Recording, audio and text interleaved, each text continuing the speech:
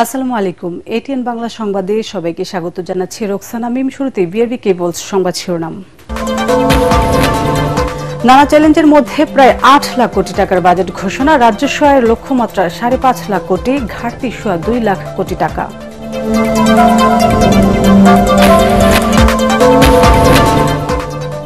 বাজেটের দাম কমতে পারে। চাল, ডাল, তেল, চিনি, ঔষধ সহ বেশ কিছু পণ্যের দাম বাড়ার তালিকায় রয়েছে মোবাইল ফোন, এসি, ফ্রিজ ও মোটরসাইকেল। বাজেটে বাস্তবতা বিবর্জিত দাবি আমির খসরুর। বৈষম্য দূরের প্রতিশ্রুতি প্রতিফলিত হয়নি। সিপিডির মূল্যায়ন, মূল্যস্ফীতি কমাতে সুনির্দিষ্ট রোডম্যাপের অভাব বলছেন ব্যবসায়ীরা। সবার মতামত নিয়ে প্রণয়ন করা হবে জুলাই সনদ। রাজনৈতিক দলগুলোর সাথে ঐক্যমত্য কমিশনের বৈঠক। প্রধান উপদেষ্টা দূরত্ব কাটিয়ে ঐক্য গড়ার তাগিদ।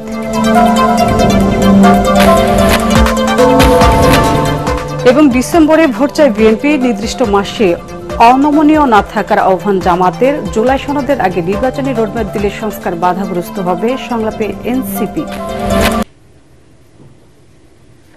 শুনছিলেন বিআরবি কেবলস সংবাদ শিরোনাম। এবার বিস্তারিত।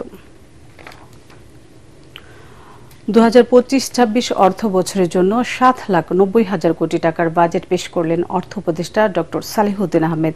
ভিটিভিতে সরাসরি প্রচারিত ৫৪তম বাজেট প্রস্তাবনায় লক্ষ্যমাত্রা ৫,৬৪,০০০ কোটি টাকা, ঘাটতি ২,২৬,০০০ কোটি টাকা। বাজেট বক্তৃতায় অর্থ উপদেষ্টা জানান, ঘাটতি কমাতে সংকোচমূলক রাজস্ব নীতি অনুসরণ করছে অন্তর্বর্তী সরকার। বিদেশি সহযোগিতাদের কাছ থেকে ৩.৬ বিলিয়ন মার্কিন ডলার বাজেট সহায়তা পাওয়ার সম্ভাবনার কথাও জানান তিনি। অর্থনীতির ভারসাম্য রক্ষায়, বৈষম্যহীন সমাজ প্রতিষ্ঠায় বাজেটে সর্বোচ্চ অগ্রাধিকার দেওয়া হয়েছে কর্মসংস্থান, মানব সম্পদ ও সামগ্রিক সামাজিক উন্নয়নে। শারফুল আলমের রিপোর্ট। জুলাই বিপ্লবে আত্মোৎসর্গকারীরা আমাদের সামনে একটি বিরল সুযোগ তৈরি করে দিয়ে গেছেন দেশকে। সংকোচনমূলক রাজস্ব নীতি অনুসরণ করেই অন্তর্বর্তীকালীন সরকারের ও অর্থ উপদেষ্টা হিসাবে নিজের প্রথম বাজেট উপস্থাপন করেন ডক্টর সালেহুদ্দিন আহমেদ। ৫৪তম প্রস্তাবিত বাজেটে ব্যয় ধরা হয়েছে ৭,৯০,০০০ কোটি টাকা। ইতিহাস সৃষ্টি করে আগের অর্থ বছরের চেয়ে এবারের বাজেট কমল ৭,০০০ কোটি টাকা। বিশাল বাজেটের উন্নয়ন পরিচালনা, খাদ্য, দেশি বিদেশি ঋণ পরিশোধ ও অগ্রিম ঋণ প্রদান, বার্ষিক উন্নয়ন কর্মসূচি সব মিলে এই অর্থ ব্যয়ের প্রস্তাব দিয়েছেন অর্থ উপদেষ্টা। আপাতত প্রবৃদ্ধির গতিবৃদ্ধির পরিবর্তে অর্থনীতির ভিত মজবুত করার দিকে আমরা অধিকতর মনোযোগ দিচ্ছি। এই শক্তিশালী ভিত্তি হবে আগামী বাংলাদেশের বিনির্মাণের সোপান এবং সকল স্তরে বৈষম্যহীন ব্যবস্থার নিশ্চয়তা প্রদান হবে আমাদের মূল লক্ষ্য। উচ্চ মূল্যস্ফীতির মধ্যে এনবিআর এর রাজস্ব লক্ষ্যমাত্রা বাড়ানো হয়েছে। আসছে অর্থ বছরে রাজস্ব আদায়ের লক্ষ্যমাত্রা ধরা হয়েছে ৫,৬৪,০০০ কোটি টাকা। চড়া সুদে ঋণের পরিমাণ কমাতে ঘাটতির লক্ষ্যমাত্রা কমানো হয়েছে। কঠিন অর্থনীতির বিশেষ সময়ে সবচেয়ে বেশি প্রাধান্য দেওয়া হচ্ছে মূল্যস্ফীতি নিয়ন্ত্রণ।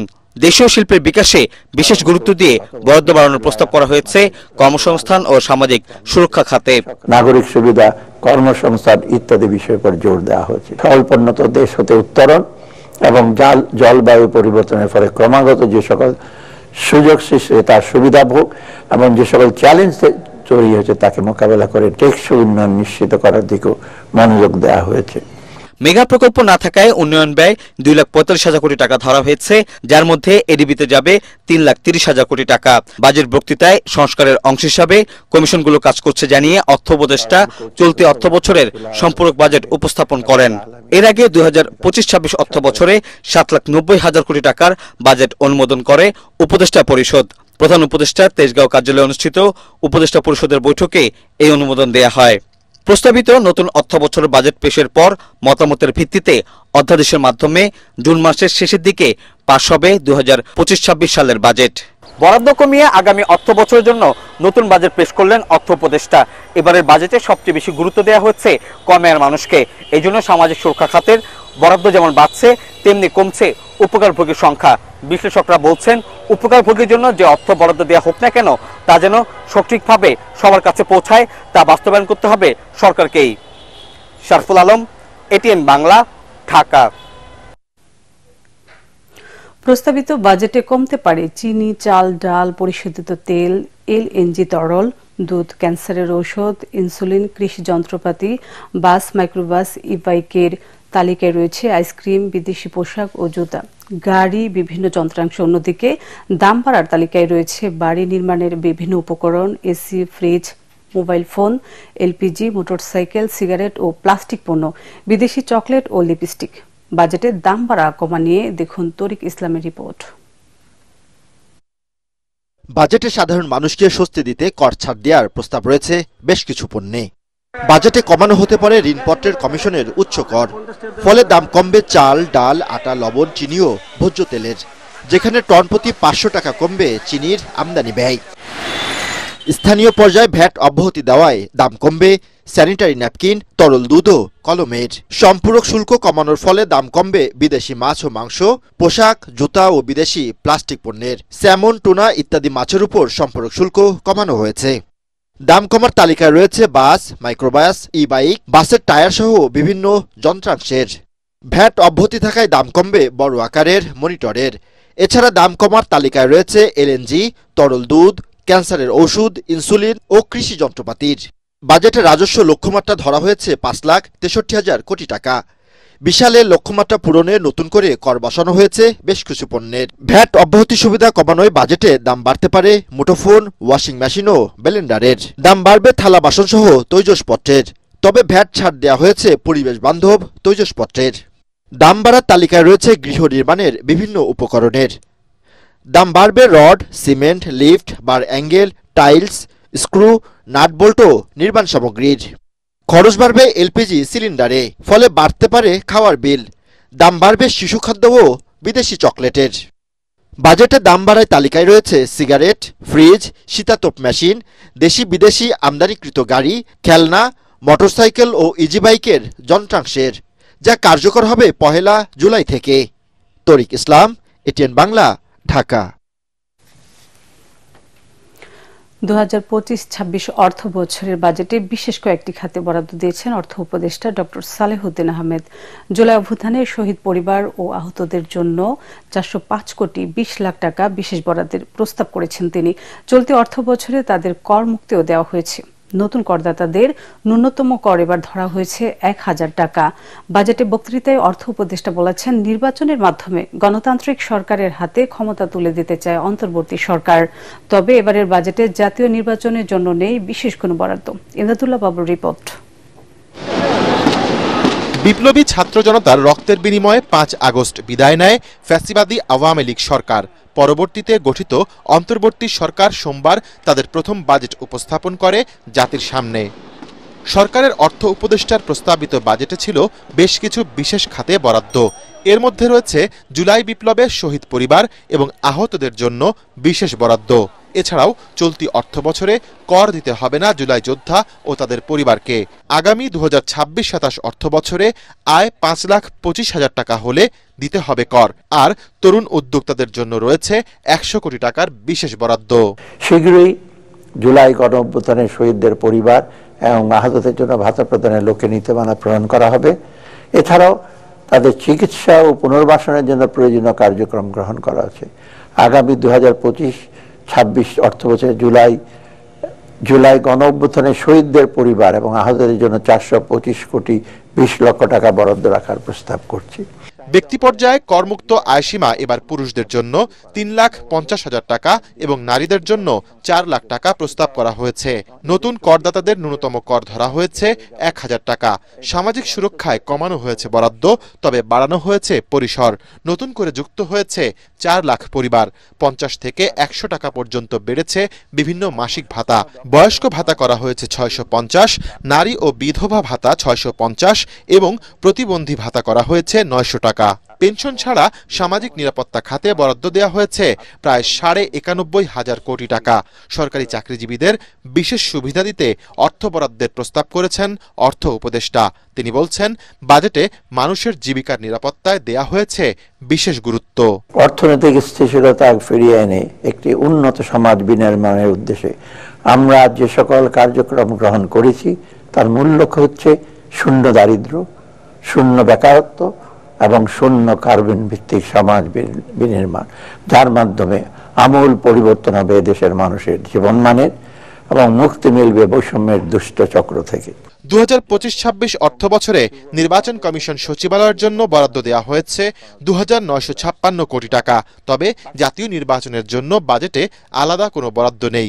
অন্তর্বর্তী সরকারের অন্যতম লক্ষ্য হল নির্বাচন ব্যবস্থার সংস্কার, একটি অবাধ ও নিরপেক্ষ নির্বাচনের মাধ্যমে জনগণের ভোটাধিকার প্রতিষ্ঠা করা এবং গণতান্ত্রিক সরকারের হাতে ক্ষমতা হস্তান্তর করা। গত 1.5 দশকে দেশের নির্বাচন ব্যবস্থা পুরোপুরি ভেঙে ফেলা হয়েছে। তাই আমরা নির্বাচনী ব্যবস্থার সংস্কারের উপর সর্বোচ্চ অগ্রাধিকার প্রদান করেছি এবং এ লক্ষ্যে বিভিন্ন আইন, নীতিমালা ও আদেশের সংশোধন ও সংস্কারের কার্যক্রম হাতে নিয়েছি। এছাড়া স্বাস্থ্য খাতে গত অর্থ বছরের তুলনায় বাড়িয়ে বরাদ্দ দেওয়া হয়েছে 41,908 কোটি টাকা। ইমদাদুল্লাহ বাবু, ATN বাংলা, ঢাকা। 2025-26 অর্থ বছরের প্রস্তাবিত বাজেট বাস্তবতা বিবর্জিত, এতে গুণগত বা কাঠামোগত কোনো পরিবর্তন নেই বলে দাবি করেছেন বিএনপির স্থায়ী কমিটির সদস্য আমির খসরু মাহমুদ চৌধুরী। তাৎক্ষণিক প্রতিক্রিয়া জানাতে গিয়ে তিনি বলেন, অন্তর্বর্তী সরকারের প্রস্তাবিত বাজেট আগের সরকারের ধারাবাহিকতা। তিনি বলেন, রাজস্ব আয়ের সাথে বাজেটের আকারের কোনো সামঞ্জস্য নেই, মৌলিক বিষয়গুলিতে গলদ রয়ে গেছে। বর্তমান পরিস্থিতিতে বাজেটের আকার আরও ছোট হওয়া উচিত ছিল মন্তব্য করে তিনি বলেন, বাজেট বাস্তবায়ন সরকারের জন্য কঠিন হবে। রাজস্ব আয়কে ভিত্তি করে আসলে বাজেট করা উচিত, তাহলে আপনার প্রাইভেট সেক্টরে মানি ফ্লোটা থাকলো, তার বিনিয়োগ থাকলো এবং ইন্টারেস্ট রেটটা কমে আসলো, আপনার বিদেশ থেকে ঋণটা কমে আসলো, ঋণ সার্ভিসিং কমে, যে সুদের হার, সুদটা কম পেমেন্ট করতে হবে, কিন্তু সেই জায়গা থেকে আমরা খুব একটা সরে আসতে পারি না। আমাদের রাজস্ব আয়ের সাথে বাজেটের সাইজের একটা সম্পৃক্ততা থাকা উচিত ছিল, আমি মনে করি সেটা হয়নি। বিচ্ছিন্নভাবে কিছু ভালো পদক্ষেপ থাকলেও বৈষম্য দূর করার প্রতিশ্রুতি বাজেটে পরিপূর্ণভাবে প্রতিফলন হয়নি বলে তাৎক্ষণিক প্রতিক্রিয়া জানিয়েছেন Centre for Policy Dialogue CPD। সংস্থাটির ধানমন্ডি কার্যালয়ের বাজেট নিয়ে আয়োজিত সংবাদ সম্মেলনে কথা জানান নির্বাহী পরিচালক ডক্টর ফাহমিদা খাতুন। তিনি বলেন, কালো টাকা সাদা করার কর হার বাড়ানো হলেও এই সুযোগ একবার কিংবা দুবার দিয়ে বন্ধ করতে হবে। এবারের বাজেটে শিক্ষা, স্বাস্থ্য ও কৃষি খাতে বাজেট বরাদ্দ কমানোর উদ্বেগ জানিয়েছেন CPD। তবে করমুক্ত আয় সীমা বাড়ানোকে স্বাগত জানিয়েছেন সংস্থাটি। কিছু কিছু পদক্ষেপ ভালো নেওয়া হয়েছে বিচ্ছিন্নভাবে, কিন্তু দেখা যাচ্ছে যে পুরো একটা হোলিস্টিক ভাবে কাঠামোগত পরিবর্তন সেটা লক্ষ্য করা যাচ্ছে না। মনে হচ্ছে যে একই কাঠামোর মধ্যে এখানে একটু বেশি, ওখানে একটু কম, এরকম করে নেওয়া হয়েছে। এবং যে মূল বিষয়টা যে দর্শন বাজেটের, যে এখানে বৈষম্যবিহীন কথা, সমাজের কথা বলা হয়েছে, উদ্দেশ্যটার সাথে বাস্তবে যে পদক্ষেপগুলি নেওয়া হয়েছে সব ক্ষেত্রে সেটা সাযুজ্যপূর্ণ হয় নাই। বাজেটে মূল্যস্ফীতি কমানোর সুনির্দিষ্ট রোডম্যাপ নেই বলে জানিয়েছেন Dhaka chamber of commerce and industry DCCI। রাজধানীর মতিঝিলে DCCI এর কার্যালয়ে আয়োজিত সংবাদ সম্মেলনে সভাপতি তাসকিন আহমেদ তাৎক্ষণিক প্রতিক্রিয়ায় এই কথা বলেন। তিনি বলেন, মূল্যস্ফীতি ও অর্থনৈতিক সংকট বিবেচনায় করমুক্ত আয়ের সীমা অপরিবর্তিত রাখা হতাশাজনক। এছাড়া বাজেটে অনেক ভালো দিক আছে যা বাস্তবায়ন করা সম্ভব হলে অর্থনীতি নতুন মাত্রা পাবে বলেও মনে করেন তিনি। মূল্যস্ফীতি কমাতে বাজেটে দৃশ্যমান আমরা কোনো রোডম্যাপ দেখতে পাইনি। ঘাটতি বাজেট মেটাতে গত বছরের থেকে বেশি মাত্রায় ব্যাংক নির্ভর হওয়া একটি নেতিবাচক দিক। মূল্যস্ফীতি ও অর্থনৈতিক সংকট বিবেচনায় করমুক্ত আয়সীমা অপরিবর্তিত রাখাটা হতাশাজনক। আমরা করমুক্ত আয়সীমার জন্য শক্তভাবে 5 লক্ষ টাকা করার জন্য দাবি করেছিলাম। প্রসপেক্টিভ করের বিধান ইতিবাচক, তবে কর স্ল্যাব পরিবর্তন মধ্যবিত্ত ও চাকরিজীবীদের উপর করের বোঝাটা বৃদ্ধি পাবে। দূরত্ব গুছিয়ে জুলাই সনদের তালিকায় বেশি ইস্যু যুক্ত করার আহ্বান জানিয়েছেন প্রধান উপদেষ্টা doctor Mohammad Yunus. Foreign service একাডেমিতে জাতীয় ঐকমত্য কমিশনের সর্বদলীয় বৈঠকে এই আহ্বান জানান তিনি। জানান, সবার মতামতে চূড়ান্ত করা হবে জুলাই সনদ। এ সময় প্রধান উপদেষ্টা বলেন, বিভক্তি নয়, করতে হবে ঐক্যবদ্ধ হওয়ার রাজনীতি। বিস্তারিত জানাচ্ছেন একরামুল হক সাইম। দ্বিতীয় দফায় সর্বদলীয় বৈঠক করল জাতীয় ঐকমত্য কমিশন। এই আয়োজনকে ঘিরে বিভিন্ন রাজনৈতিক দলের নেতাদের মিলন মেলা হয় ফরেন সার্ভিস একাডেমি সম্মেলন কক্ষে। প্রধান উপদেষ্টা ও জাতীয় ঐকমত্য কমিশনের সভাপতি অধ্যাপক ডক্টর মোহাম্মদ ইউনূস উদ্বোধনী বক্তব্য রাখেন। বলেন, জাতির প্রকৃত ভবিষ্যৎ রচনা করছে ঐকমত্য কমিশন। সবাই মিলে বাংলাদেশের প্রকৃত ভবিষ্যৎ রচনা করা হচ্ছে, এটা আমাকে শিহরণ জায়গায় যে অত্যন্ত আনন্দিত হয়েছে যে কত গভীরভাবে আপনারা এটাতে গিয়েছেন এবং শুধু ওনাদের সঙ্গে কমিশনের সঙ্গে আলাপ করে না, নিজেদের ভেতরে আলাপ করেছেন এবং আন্তরিকভাবে বুঝে আমাদেরকে বলার চেষ্টা করেছেন, আপনাদের সঙ্গে বিতর্ক করেছেন কমিশনের সঙ্গে। এটা আমাকে অত্যন্ত হৃদয়ে টাচ করে আমাকে, যে এরকম আগ্রহ নিয়ে সবাই যদি আমরা বসি নিশ্চয়ই একটু ভালো কিছু এর মধ্যে থেকে আসবে। জুলাই সনদের মাধ্যমে অনেকগুলো বিষয়ে একমত হওয়ার গুরুত্ব তুলে ধরেন প্রধান উপদেষ্টা। আশা করেন বিভিন্ন বিষয়ে দূরত্ব কমার।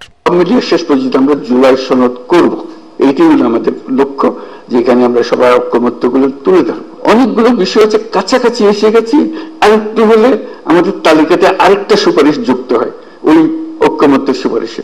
তো এই সুযোগ যেন আমরা হারিয়ে না ফেলি।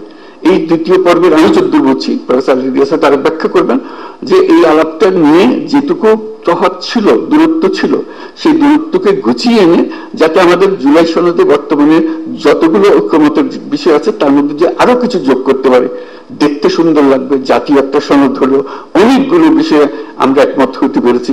জাতি হিসেবে আমরা গর্বিত জাতি হিসেবে দাঁড়াতে পারে যে আমরা তো এরকম বিভক্তিকরণ প্রক্রিয়ার মধ্যে রাজনীতি সৃষ্টি করিনি, আমরা সৃষ্টি করছি ঐক্যবদ্ধ হওয়ার জন্য, দেশের উন্নতির জন্য, দেশের মঙ্গলের জন্য। 28টি দল ও 2টি জোটের প্রতিনিধি অংশ নেয় বৈঠকে। বিএনপি, জামাত ও এনসিপির 3 জন করে প্রতিনিধি ও অন্যান্য দলের 1 জন করে প্রতিনিধি বৈঠকে অংশ নেন। ইকরামুল হক Sayem, ATN Bangla, Dhaka.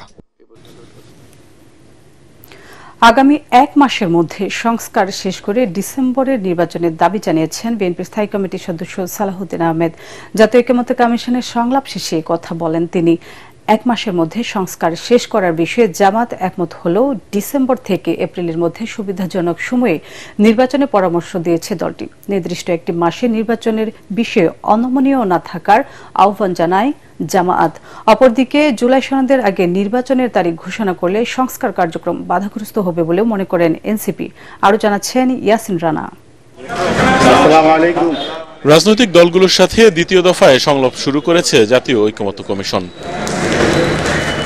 Foreign service একাডেমিতে এই সংলাপে 28টি দল ও 2টি জোটের প্রতিনিধিরা অংশ নেন। ডক্টর ইউনূসের ওপর আস্থা রেখেই বেশিরভাগ দল সংস্কার, গণহত্যার বিচার ও নির্বাচন ইস্যুতে একমত থাকার বিষয়ে বক্তব্য দেয়। ডিসেম্বরে নির্বাচন করতে না পারলে সে বিষয়েও সরকারকে ব্যাখ্যা দেওয়ার দাবিও জানায় কয়েকটি রাজনৈতিক দল। ফ্রেমওয়ার্ক না থাকলে এই কমিশন আসলে কি অ্যাচিভ করতে চায়, কিভাবে অ্যাচিভ করবে এবং কোন ডেডলাইনের মধ্যে অ্যাচিভ করবে, এই স্বচ্ছতা এবং জবাবদিহিতাটা থাকে না। যেসব বিষয় দ্বিমত আলোচনার পরও থেকে যাবে সেগুলো জনগণের মধ্যে যাবে, নির্বাচনের মধ্যে যাবে। যে দলকে জনগণ বিজয়ী করবে তারাই সেগুলো বাস্তবায়ন করবে। সংস্কারগুলোতে যে আমরা এতগুলো রাজনৈতিক দল এবং নাগরিকরা ঐক্যমত পোষণ করছি, এইটাকে জুলাই সনদ না বলে বরঞ্চ একেবারে এটাকে একটা জাতীয় সনদ হিসেবে আমরা গ্রহণ করে একটা গণভোটের মাধ্যমে এর একটা গণভিত্তি দিতে পারি। দেশে অবস্থা বিরাজমান অবস্থা আছে, নির্বাচন এবং বিচার এবং সংস্কার, এর মধ্যে কোনো বিরোধ নাই। জাতীয় নির্বাচনের বিষয়ে সুস্পষ্ট বক্তব্য না দিয়ে সংস্কার ও জুলাই সনদের ওপর গুরুত্ব দিয়েছে জাতীয় নাগরিক পার্টি এনসিপি। সুষ্ঠু নির্বাচনের জন্য ইসি পুনর্গঠনেরও দাবি জানান এনসিপি আহ্বায়ক নাহিদ ইসলাম। 5ই আগস্টের আগেই এই জুলাই মাসের মধ্যেই যাতে জুলাই সনদটি কার্যকর করা হয়, সকলের স্বাক্ষর নিয়ে আমরা যাতে জুলাই সনদ করতে পারি এবং জুলাই সনদ কার্যকর হওয়ার আগে নির্বাচনের তারিখ ঘোষণা করা ঠিক হবে না। জুলাই সনদ ঘোষণার আগে যদি নির্বাচনের তারিখ ঘোষিত হয় তাহলে সংস্কার প্রক্রিয়া ব্যাহত হতে পারে। তাই আমরা আহ্বান জানিয়েছি যে 16 বছর আমরা অপেক্ষা করেছি, 10 মাস অপেক্ষা করেছি, আমরা আরো 2 মাস অপেক্ষা করতে চাই। মে জুন মাস বর্ষাকাল, তাই এপ্রিলের মধ্যে নির্বাচনের কথা জানিয়েছে জামায়াতের নায়েবে আমির ডাক্তার সৈয়দ আব্দুল্লাহ মোহাম্মদ তাহের। তিনি বলেন, অতীতের মতো প্রহসনের নির্বাচন চায় না জামাত, তাই লেভেল প্লেইং ফিল্ড নিশ্চিত করার তাগিদ দেন তিনি। আমরা বলেছি যে প্রধান উপদেষ্টা তার সার্বিক প্রস্তুতি যে প্রিকন্ডিশন আমরা দিয়েছি, সংস্কার, লেভেল প্লেইং ফিল্ড, প্রবাসীদের ভোটের যে অ্যারেঞ্জমেন্ট, এই সব কিছুকে সুচারুভাবে সম্পন্ন করে ওনারা ডিসেম্বর থেকে এপ্রিলের ভিতরে যে কোনো সময় উনি নির্বাচন দেন, আমরা সেটা ব্যাপারে একমত আছি। আমরা অন্য দলের প্রতি অনুরোধ করেছি কেউ যেন কোনো একটা পার্টিকুলার দিন ক্ষণ নিয়ে খুব শক্ত না থাকে, রিজিড না থাকে, শব্দটি উচ্চারণ করেছে। বিএনপির স্থায়ী কমিটির সদস্য সালাউদ্দিন আহমেদ বলেন, কিছু বিষয়ে দ্বিমত থাকা গণতন্ত্রের সৌন্দর্য। 1 মাসের মধ্যে সংস্কার শেষ করে ডিসেম্বরে নির্বাচনের দাবি জানান তিনি।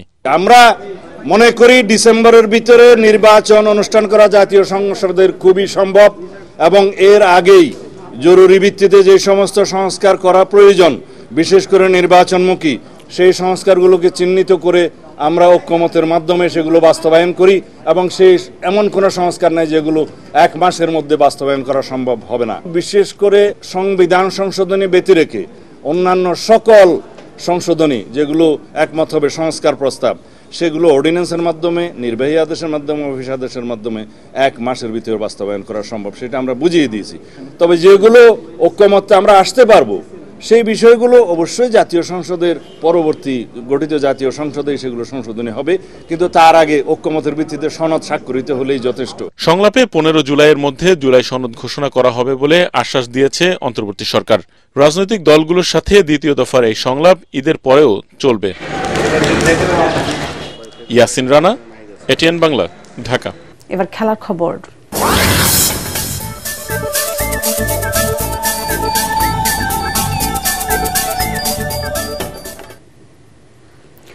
বাংলাদেশ জাতীয় ফুটবল দলের হয়ে খেলতে ঢাকায় পৌঁছেছেন ইংল্যান্ডের জন্ম নেয়া মিডফিল্ডার হামজা চৌধুরী। গতকাল সকাল 10:30টায় ঢাকার হযরত শাহজালাল আন্তর্জাতিক বিমানবন্দরে পা রাখেন তিনি। আসন্ন এএফসি এশিয়ান কাপ 2027 বাছাইয়ে সিঙ্গাপুরের বিপক্ষে আগামী 10 জুন গুরুত্বপূর্ণ ম্যাচ খেলবে হাভিয়ের ক্যাব্রেরার দল। এছাড়াও 4 জন ভুটানের বিপক্ষে একটি ফিফা টায়ার 1 আন্তর্জাতিক প্রীতি ম্যাচেও মাঠে নামবে বলে লাল সবুজ দলের প্রতিনিধিরা।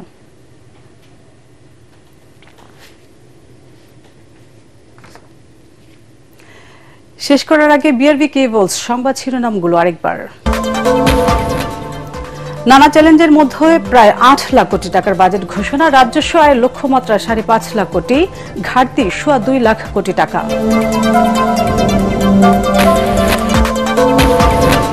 বাজেটে দাম কমতে পারে চাল, ডাল, তেল, চিনি, ঔষধ সহ বেশ কিছু পণ্যের দাম বাড়ার তালিকায় রয়েছে মোবাইল ফোন, এসি, ফ্রিজ ও মোটরসাইকেল।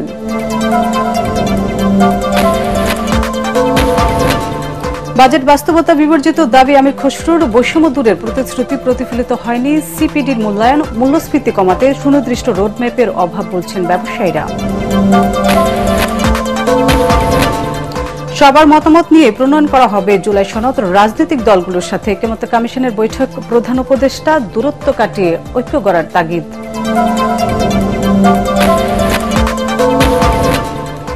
এবং ডিসেম্বরে ভোট চায় বিএনপি, নির্দিষ্ট মাসে অনমনীয় না থাকার আহ্বান জামাতের, জুলাই সনদের আগে নির্বাচনী রোডম্যাপ দিলে সংস্কার বাধাগ্রস্ত হবে, সংলাপে এনসিপি। পরবর্তী সংবাদ দেখার আমন্ত্রণ জানিয়ে এখনকার মতো শেষ করছি এটিএন বাংলার সংবাদ। ইউটিউবে দেখতে ব্রাউজ করুন youtube/ATN বাংলা নিউজ। এতক্ষণ সাথে থাকার জন্য ধন্যবাদ।